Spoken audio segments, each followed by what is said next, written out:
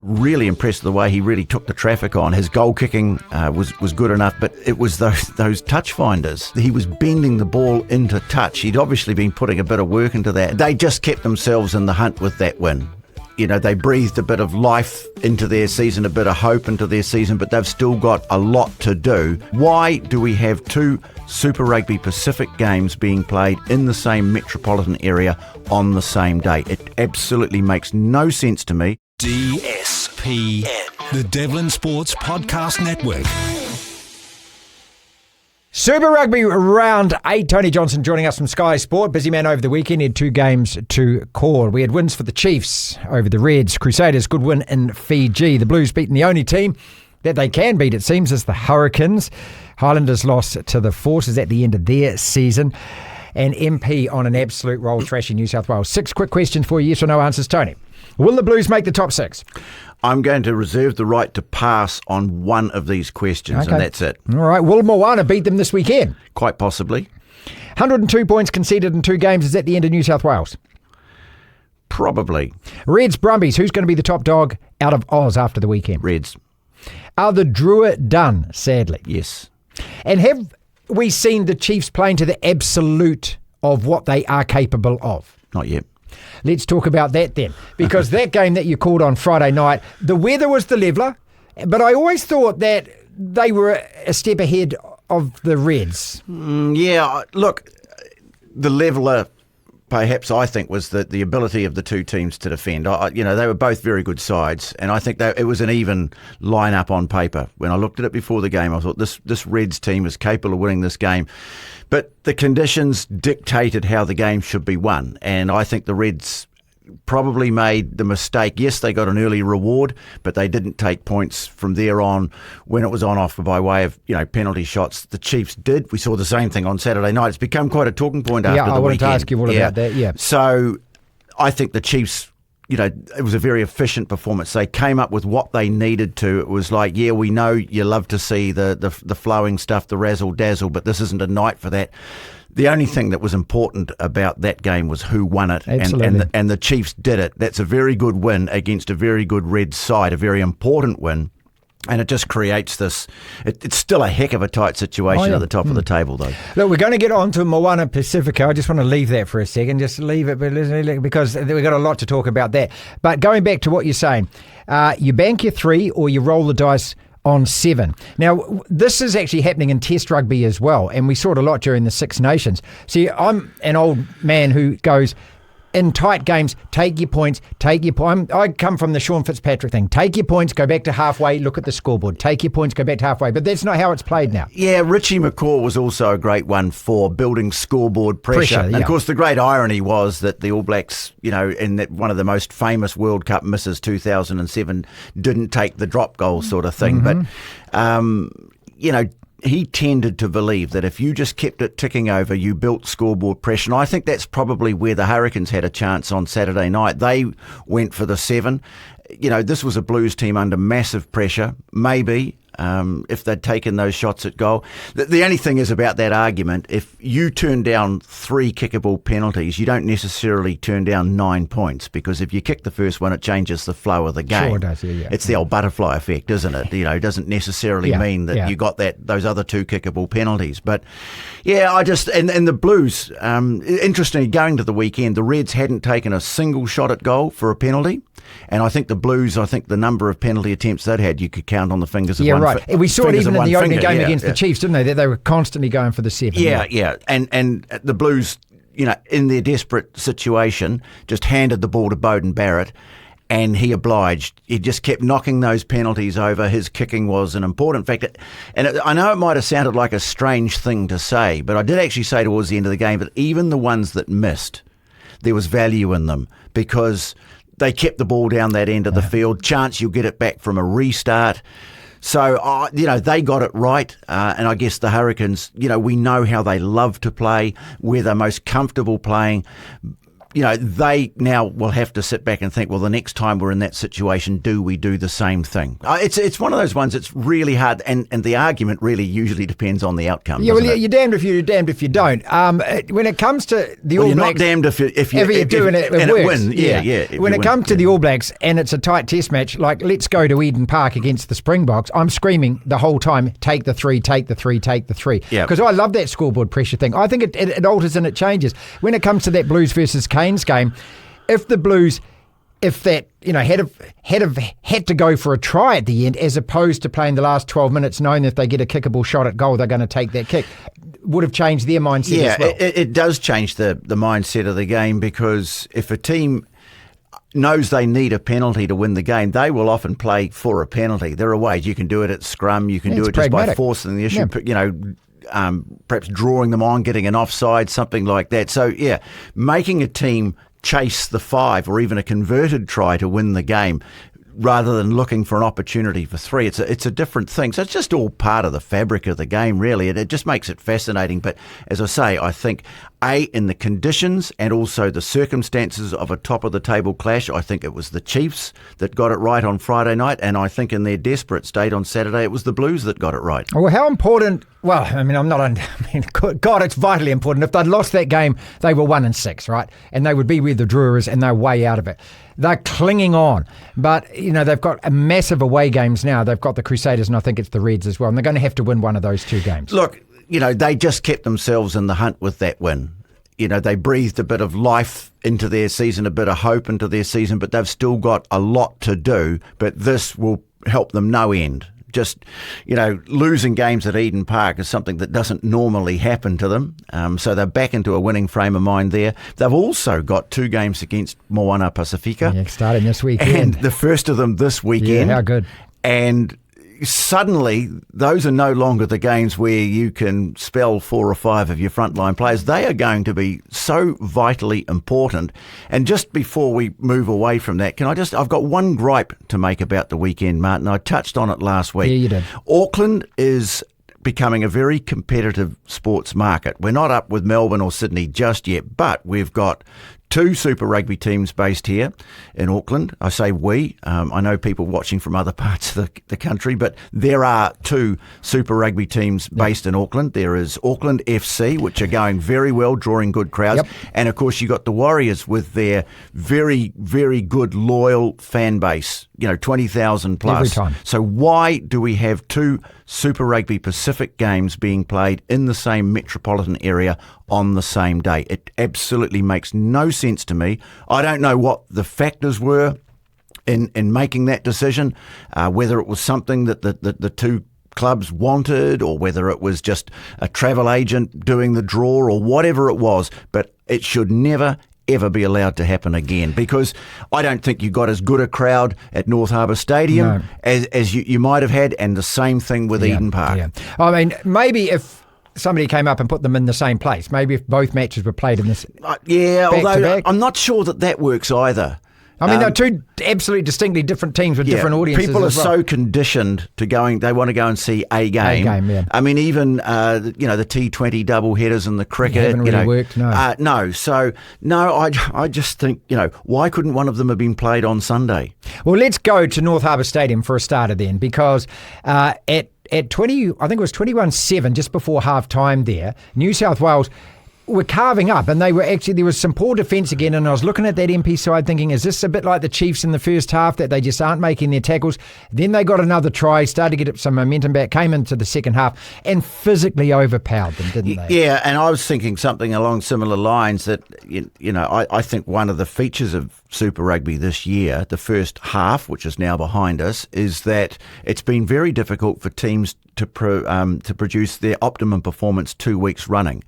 And I don't know whether this is just because of the more even competition or the effort that's needed, whatever it is, or whether it's a shortcoming, I don't know. And I'm thinking here, they've just come off a spanking win over the Crusaders, and now they're in trouble. But the thing about Moana Pasifika is that they are an outstanding second half team.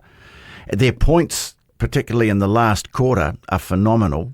And once they got their momentum going, and I think it was best summed up by a moment where Taniela Tupou got into trouble with the referee. He swore at the referee, which is quite unlike him, got penalised, and then his effort to get back on defence just, to me, betrayed a sense of defeat that had descended on that team, that they'd lost control of the game. There was nothing they could do about it.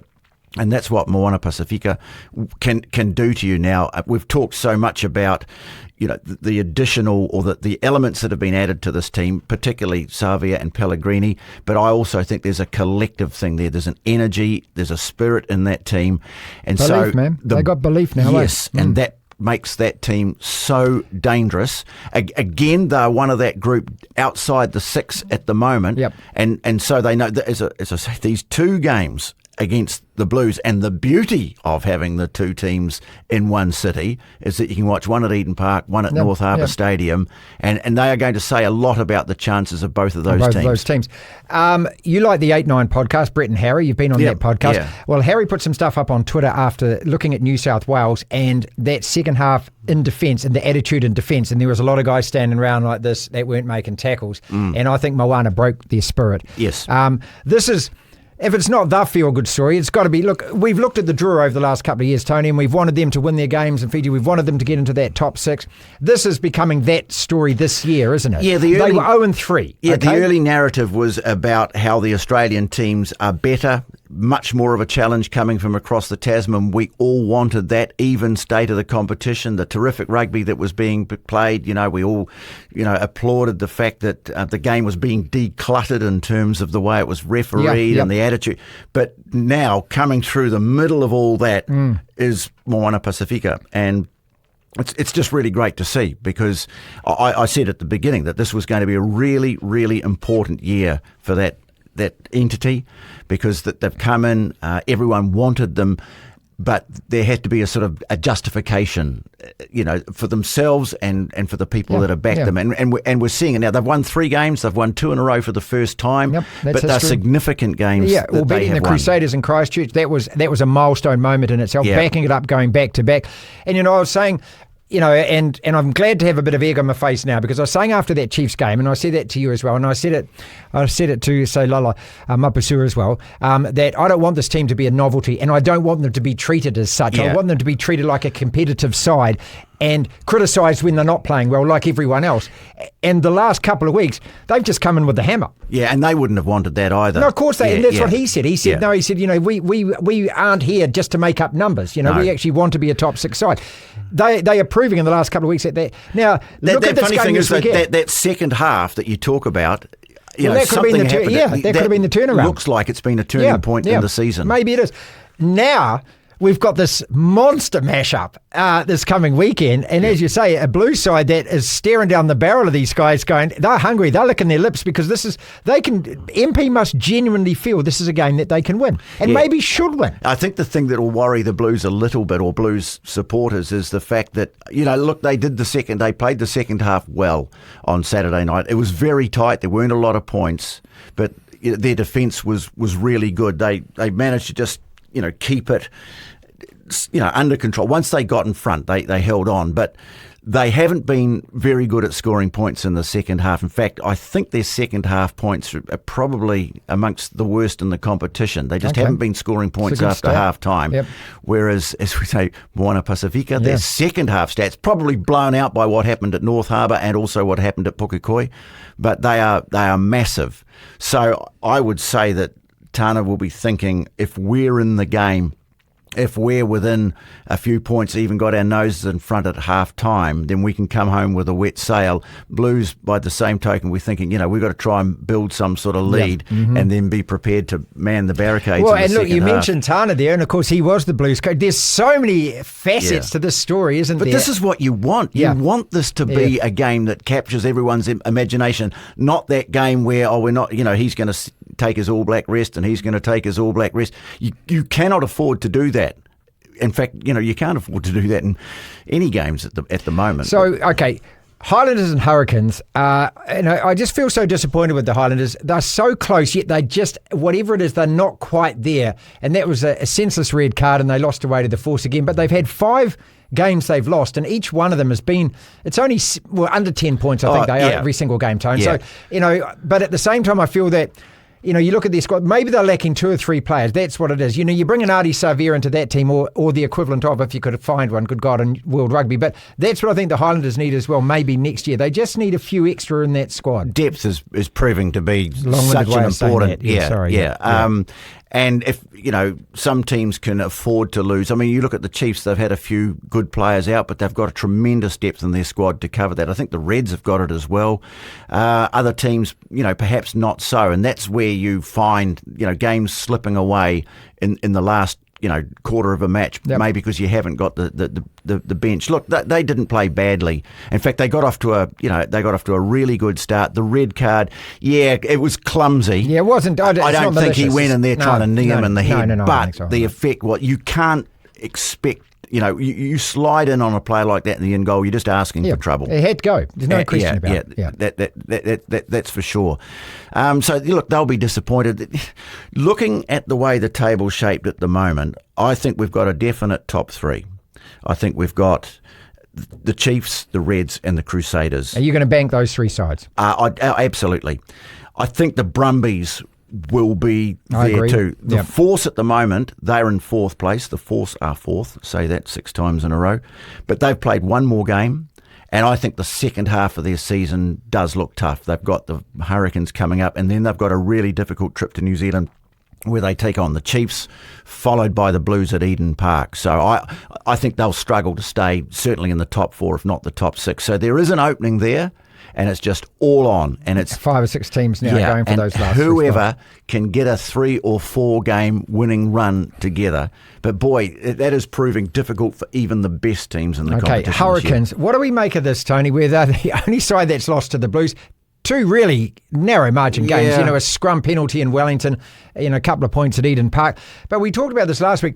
I'm frustrated with them as well because we can't seem to get our season going. We're just not getting any momentum with this season. Yeah, but I mean, they were great against the Waratahs. Yeah, they were. And couldn't quite, and just getting back to that point that I was making, being able to play like that 2 weeks in a row is really tough. Yeah, losing to the Blues, they won't like that, but, you go back to the Highlanders, and I think probably the thing that almost puts a line through their chance, I'm not going to do that, but I think the thing really counting against them now is that they have actually completed the clean sweep that no one wants. That they have lost to all 4 Australian teams, which means obviously they've got a lot of games against New Zealand teams coming up. So that's what's going to make an already tough job even tougher for them. Damian McKenzie, is he the best player in the comp at the moment? And 2 parts to this question. The other part is, if he continues to guide, and there was one where, he went up for a catch in the slippery thing and it bounced off and they scored that try just before half-time, the Reds, right? But if he continues to play like he is, and I thought his control in that second half, I'm going back to that Ireland second half in Dublin where he was, that was probably, I think, his best rugby all year. I like him playing like that. If he continues to guide this team around, I think that this leads to the All Black jersey on his back to start the season. Yeah, look, I think, don't forget, Beauden Barrett has been out for the last month, and that first half show that he put on against the Brumbies, that's as good as I've seen him play in a fair while. Yeah. And he came back off that break on Saturday. He didn't try and do too much, although I really impressed the way he really took the traffic on. He was running into heavy traffic. His goal kicking was good enough, but it was those touch finders that he was bending the ball into touch. He'd obviously been putting a bit of work into that. And I thought, God, that's yeah. And I thought that was a really good sign as well, that he was kicking the ball confidently. The ball was coming off his boot really nicely. That's a really, again, it's just the same old argument. Who's best for the job? Particularly with it seems that towards the end of the year that they were determined that Will Jordan is their best option at fullback. Mm-hmm. I still wouldn't mind if Jordan was on the right wing and one of McKenzie or Barrett started the game at fullback. I don't know. It just gives you so many playmaking options. But what is pretty clear is that those two have absolutely, they are still a cut above. We haven't seen enough of Stephen Pettelfetti yet. Yeah, and Harry Godfrey's been injured. Yep. And look, Taha Kemara is playing really well now as he grows in confidence for the Crusaders, but he's not there yet. He's not in that class yet. No. Yeah. So it's definitely those two, And I mean, who knows? I mean, they'll make their decision based on how they want to play the game when the time comes. Can you just finally explain to me, and I started the show by saying this, and I don't know why it is, and I actually think it's because 8% of the men in the world are colourblind, but somebody always just gets the strips wrong. And we watched MP play New South Wales, light blue, dark blue, light blue, which is really confusing. Then I turned the TV on to watch the Hurricanes Blues, and one team's in red and one team's in black, and I'm going, well, you play in blue and you play in yellow. Why can't we just go back to what it used to be? Yeah, I'm not sure what that was about because we'd had the Marvel round, the Hero Week, yeah. And they wore them again. One thing I will say is there's a lot of kids wearing those Spider-Man shirts, so maybe it's got something to do with that. But even on Friday night, when I saw the Reds warming up, in gloomy conditions, and you've got to make out one player, I'm thinking, yeah. Did the commentators do back-to-back games like that very often? Friday, Saturday? Yeah, plenty, especially during the MPC.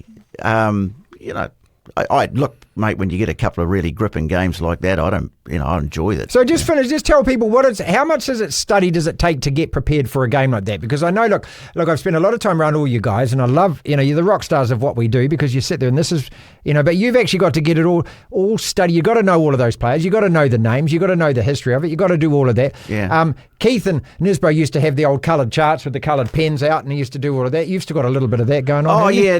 No, look, I first thing is I write the teams out. Physically, right? Yeah, because that's how I used to study for geography. Same. See, this is us old school guys. Rainfall in India. How do I remember that? See, I write this is it what out. we do. We write stuff down. So I write the teams out, and it's really great this year. And I think it's got a bit to do with fantasy. Oh God, here we go. I knew you'd start mentioning your fantasy team. You're in the top 10,000 again, aren't you? Oh, no.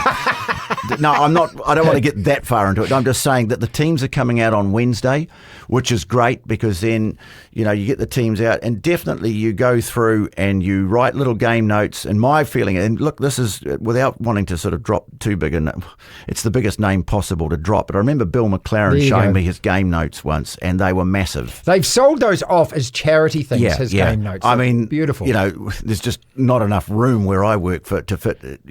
But he said to me, if I use more than half of them, I've overdone it. So you have these little snippets of information, little backstories, little statistical things that if the moment is right, you can use them.